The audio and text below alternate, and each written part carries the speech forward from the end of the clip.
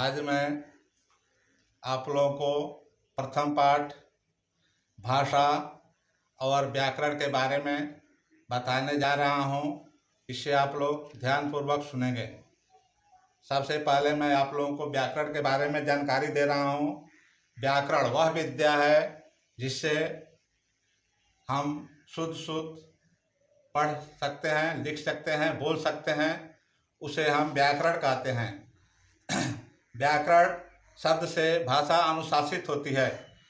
दूसरे शब्दों में हम यह कह सकते हैं, कुछ उदाहरण बता रहा हूँ। हम तुम्हारे से बोला कि हम नहीं आऊँगा। यह वाक्य व्याकरण के दृष्टि से अशुद्ध है, लेकिन इसे हम शुद्ध करके लिखेंगे कि मैंने तुमसे कहा कि मैं नहीं आऊँगा। यह वाक्य शुद्ध है। इस प्रकार हम सब कह सकते हैं कि व्याकरण के द्वारा हम अपनी भाषा को शुद्ध रूप से बोलना, पढ़ना और सीखते हैं। उसे हम व्याकरण कहते हैं। इसके बाद मैं भाषा के बारे में आप लोगों को बता रहा हूँ। बच्चों, भाषा वह माध्यम है जिसके द्वारा हम अपने विचारों को आदान प्रदान करते हैं। जिसके द्वारा हम अपने विचार प्रकट करते हैं, जिसे बोलकर या सुनकर समझा जाता है, उसे भाषा कहते हैं। भाषा निम्नलिखित 3 प्रकार की होती है। बच्चों, मौखिक भाषा, लिखित भाषा, सांकेतिक भाषा। मौखिक भाषा उसे कहते हैं जिसे बोलकर या सुनकर समझा जाता है, उसे मौखिक भाषा कहते हैं। लिखित भाषा वह है जिसे लिखकर या पढ़कर समझा जाता है, उसे लिखित भाषा कहते हैं।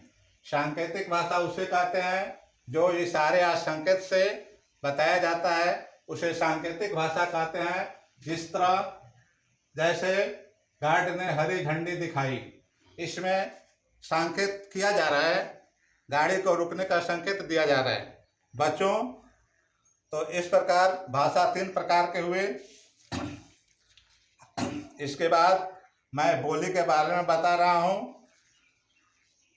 क्षेत्रीय स्तर पर बोले जाने वाली भाषा को हम बोली कहते हैं। हमारे देश में 600 से अधिक बोलियां बोली जाती है, जैसे मैथिली, भोजपुरी, राजस्थानी, बघेली, बुंदेली, ये सब भाषाएं हैं। बच्चों, हमारे देश में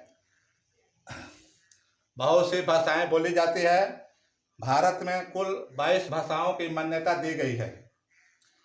इसमें हिंदी, संस्कृत, उर्दू, तेलुगु, पंजाबी, नेपाली, उड़िया, मराठी, ये सब भाषाएं बोलते हैं। विदेशी भाषाओं के भी कुछ उदाहरण हैं, जैसे जापानी, चीन, रूस, स्पेन, फ्रेंच, अंग्रेजी, अरबी, जर्मन।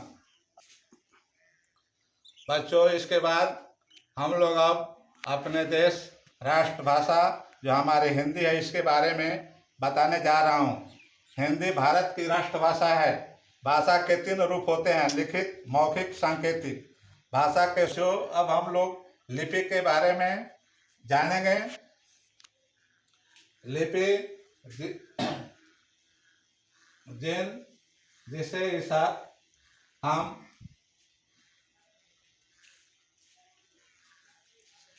जिन चिन्हों का प्रयोग भाषा लिखने में किया जाता है, उसे लिपि कहते हैं। संसार में अनेक भाषाएं हैं और लिखने का तरीका भी अलग अलग है।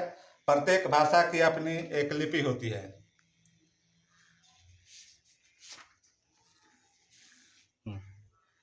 लिपि जो है, इसमें 2 भाषाएं हम पढ़ते हैं, हिंदी और संस्कृत। इसके और यह देवनागरिक लिपि में लिखी गई है। इसके बाद बच्चों, 14 सितंबर को हम हिंदी दिवस मनाते हैं। Good bye, thank you.